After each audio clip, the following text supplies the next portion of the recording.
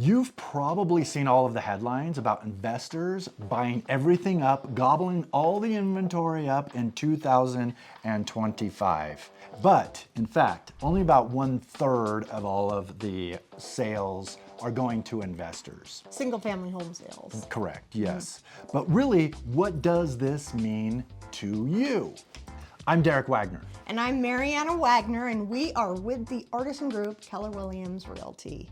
And today we're going to talk about why investors are flooding the market, who these investors are, and how it affects you, somebody who's looking to buy or sell a home. So, investor activity isn't new. I mean, it's always been around, investors. Always. Yeah, but it's rising again right now. So a lot of people assume that Wall Street is gobbling up these whole neighborhoods because it's kind of the impression the media is giving us right now. But in reality, it's a lot more nuanced than that. So institutional giants like Blackstone, which I'm sure you've heard of, they own just 0.06% of single family homes across the nation. Yeah, and about only 1% of all of sales or homes that are owned by those giants. Yeah, exactly. So, then the other big player in the market is a former Blackstone subsidiary. It's called Invitation Homes. They only own about 0.1%. So combined, single-family homes, of all single-family homes in the nation, institutional players make up only about 1% of the market. The other 32%? Are small investors. Yeah, they're smaller, mid-sized investors. People who own much less than 1,000 homes. These are the flippers, the mom and pop kind of people. Exactly, or like these smaller regional groups that, flip homes or have investment co-ops. And see, those are the ones, those smaller investors, those are the ones you're probably going to be dealing with. As a buyer, that's right.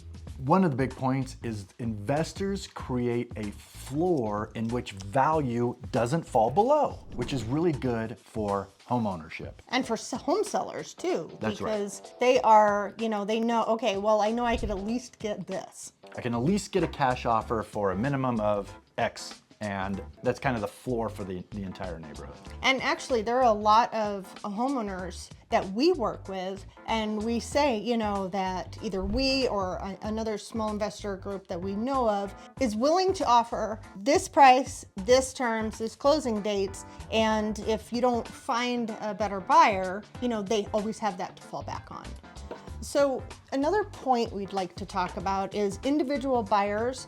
They're facing more competition on the entry-level homes with all of this investor activity. I mean, the rule of thumb for investors is they purchase homes that are median price for the neighborhood or much less. So ideally, much less. Yeah, so typically you're dealing, as a first-time home buyer, you're dealing with more investors. And unfortunately, they're usually cash investors. And they're like, no contingencies, we will close in like 2 weeks. So for sellers of those smaller move-in ready homes, though, this demand can drive a quicker offer and a smoother closing. So that kind of helps the seller, but it acts as some pretty fierce competition for the buyers in this market. So our third point that we want to make here is mid-range and fixer-uppers are also in play. So not every investor or investor group is chasing rentals. Flippers and mid-sized groups are also scooping up homes that need work, betting on a profit in the resale of the home. So unlike investors who are chasing rentals, these homes that these investors are buying will be back on the market. So they will be, for sale again soon, but they're going to be at a little bit of a higher price. Which can be good news or even great news for first-time home buyers, because a lot of times first-time entry-level buyers don't have a lot of money to actually put into their property. It would take several years to get it fixed up, but they have the money to purchase it after the repairs were done. It's essentially a way to finance those repairs. Absolutely. And so it can be really good news for those first-time home buyers. Exactly, and that's really good news for the investors too that are flipping. They know that there are people out there who do not want to. We've seen that a lot. People are like, oh, I want this house because I want to put work into into it, and then they're like, I don't want to deal with the work I have to put into it. I do not want to deal with any of it. So now they can finance a slightly higher priced house that already has that done. And the reason is investors can get all this done for way cheaper than your regular on the street buyer seller. I mean, there's often times when I will do an open house on one of our flips that we've, done all the repairs to, and I ask people, do you want a great deal on a home? I can search for a fixer for you. And then when I show them before photos of the home, they're like, no, I am not interested in doing any of that type of work. I'm not interested in negotiating for great vendors. I'm not interested in any of that. They are just interested in a done product. I mean, in part, it's because of our lifestyle too. They've got kids to go into baseball practice or whatever those things. Their lives are already full. They want to take on these massive projects. Right. They want projects like, I'm going to paint an accent wall, or, I'm going to, different things around the house, more decorative, and less, big, huge project taking up all your weekends and evenings. Also, point 4, the local impact is bigger than the national numbers suggest. So even though institutional buyers are only own about 1% of the homes nationwide, their moves, combined with thousands of small investors, can reshape local markets. That's right.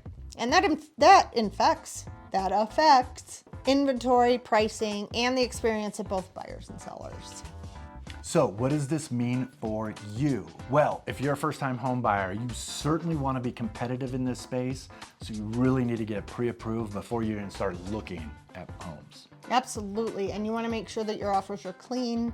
And I think most first-time home buyers are, using a real estate professional. But I think right now, if you're competing against an investor, they're usually pretty, savvy in how they put together offers and everything. Not all the time, but sometimes. And having a professional that knows how to counteract all of the little things that the investors are going to put on offers is very important. So, having that professional representation in this situation, I think is kind of key. I think so too. So if you'd like to see exactly how investor activity is affecting your neighborhood, whether you're looking to buy in a certain neighborhood or you're looking to sell in a certain neighborhood, we can pull that data. Yeah, we can easily pull that data. We have a lot of resources available to us for this. Yep. Thank you.